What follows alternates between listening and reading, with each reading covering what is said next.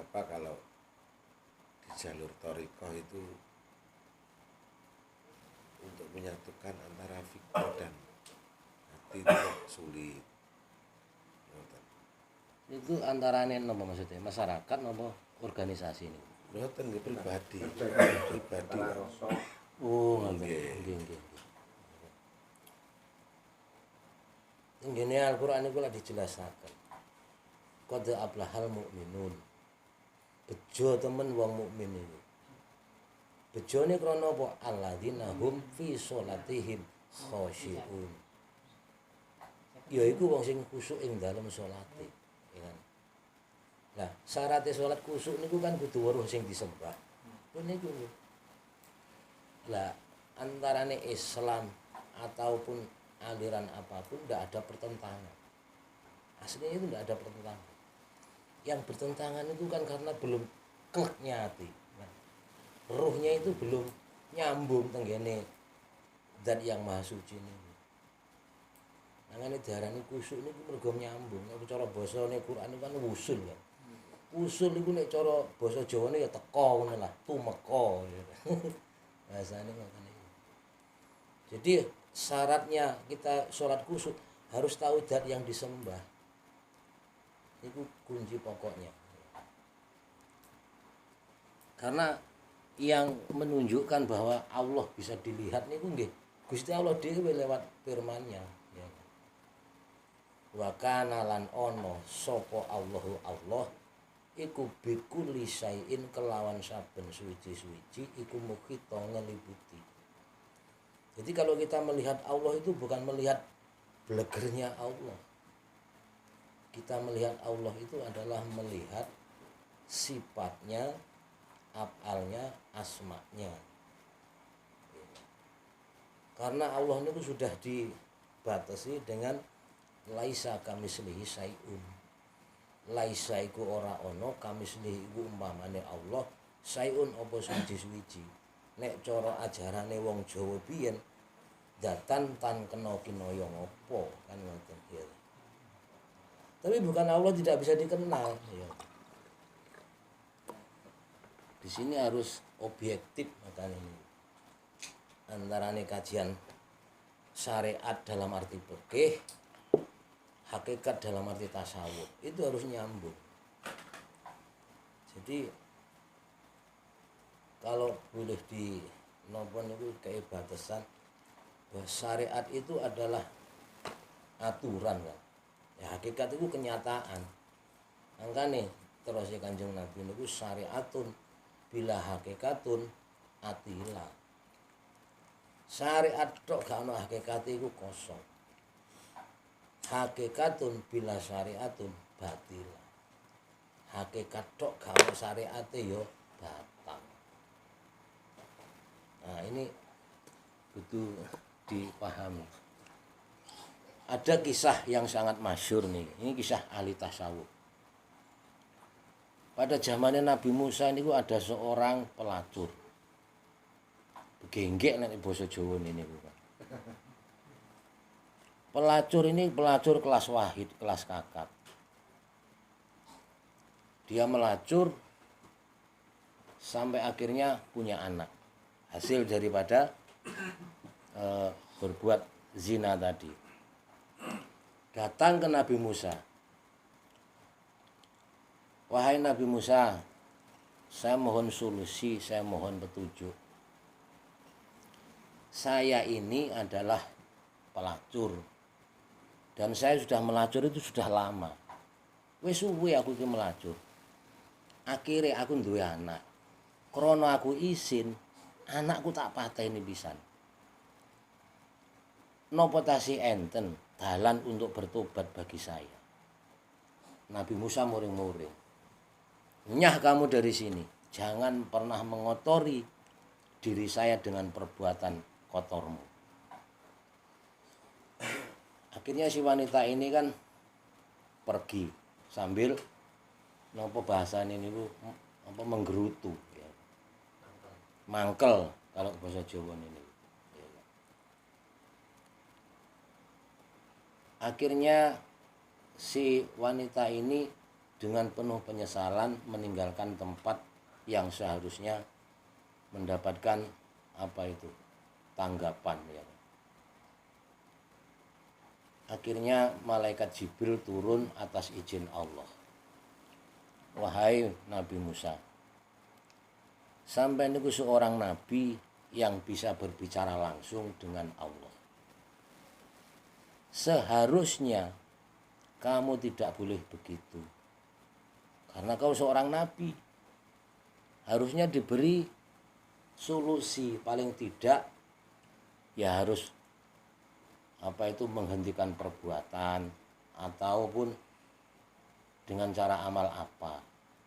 Kamu tahu ada dosa lebih besar daripada dosa zina ini. Dosa apa ya Jibril? Dosane wong ninggalno salat dengan sengaja. Itu lebih besar. Kenapa kok begitu? Iya, karena sebagai makhluk itu kita harus sholat. Nah, sholat itu yang merintah Allah. Jadi sholat ini sebenarnya tidak ada hubungannya sholat 5 waktu, tidak ada hubungannya dengan Isra Mi'raj. Isra Mi'raj jauh sebelum Isra Mi'raj sholat 5 waktu sudah ada. Jadi sholat itu sudah ada zamannya Nabi Ibrahim alaihissalam. Jadi tidak ada hubungannya Rasulullah itu naik ke Sidratul Muntaha kemudian supaya mendapatkan wejangan sholat 5 waktu. Itu tidak ada hubungannya, tidak ada dalil yang bisa diterima di situ. Itu kan cerita hadis ya, cerita hadis bahwa Rasulullah naik turun itu kan cerita hadis. Dan hadis pun bisa dipertanyakan. Hadis Toib, hadis mutawatir, hadis sokeh, ataupun hadis muttafaqun alaih. Jadi intinya Rasulullah Isra Mi'raj itu untuk apa? Linuriyahu min ayatina innahu huwas-sami'ul basir. Intinya Rasulullah Isra Mi'raj itu dipertunjukkan dengan ayat-ayatnya Allah. Contoh, Rasulullah diperlihatkan surga dan sekaligus diperlihatkan neraka. Jadi surga dan neraka itulah yang belum diketahui oleh Rasulullah, maka diperjelas dengan peristiwa Isra Mi'raj. Dan masih banyak lagi kisah-kisah tentang hasil dari Isra Mi'raj itu. Nah itu kira-kiranya seperti itu. Jadi kalau seandainya Nabi saja ditegur seperti itu, lalu bagaimana kalau kita orang Islam masih mengkotak-kotak, ya, ngaku yang paling benar, bahkan ini permisi mohon maaf, ada di antara kita itu kadang-kadang berani membid'ahkan orang lain, berani mengklaim alirannya yang paling benar. Itu sebenarnya tidak boleh, ya. Bahkan yang lagi naik daun, yang lagi ngetren sekarang ini kan perdebatan antar agama. Agama itu mohon maaf jangan diperdebatkan. Karena sudah dibatasi dengan ayat lakum dinukum waliyadin. Agamaku ya agamaku, agamamu ya agamamu. Kepercayaanmu ya kepercayaanmu, kepercayaanku ya kepercayaanku. Jadi tidak boleh antar agama itu saling menyalahkan. Jadi saling membenarkan itu pada hakikatnya adalah yang paling salah. Karena tidak demikian dalam hidup itu. Itu jadi harus diperjelas bahwa Islam itu adalah rahmatan lil alamin. Wa ma arsalnaka illa rahmatan lil alamin. Aku tidak mengutus engkau Muhammad kecuali untuk rahmatan lil alamin. Itu kira-kira. Silakan ditambahin lagi pertanyaan. Hubungannya Pak dengan sama salat itu bagaimana? Orang saling mengaku ya sekarang. Pak ini salatnya nyampe Rasulullah, ini tidak nyampe, ini benar, ini salah. Sebenarnya kalau urusan torekoh niki tergantung guru mursyidnya, Gus. Jadi guru mursyid ini perlu diketahui, ini latar belakang Torekoh. Torekoh itu kan tidak ada di zamannya Rasul. Torekoh itu ada setelah periode sahabat, bahkan tabiin kan. Nah, dari Habib itu bukan keturunan Rasulullah langsung. Habib ini keturunan dari Sayyidina Ali karamallahu wajhah. Mempunyai 2 putra, Hasan dan Husain. Dan dari Hasan dan Husain inilah turun Habib di seluruh dunia. Maka kalau namanya robitoh dalam bahasa Torekoh itu kan istilahnya kan gandol kan, gandol ke siapa yang memiliki mursyid kan begitu.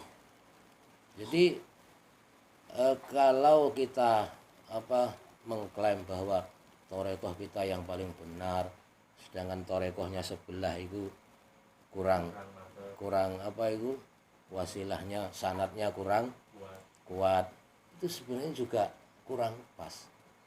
Karena apa sih? Torekoh, bahasa Torekoh ini kan torik, dalan mana saja yang sekiranya mendekatkan diri kepada Allah, yaitulah yang patut kita ikuti, walaupun sanadnya lemah umpamanya ya.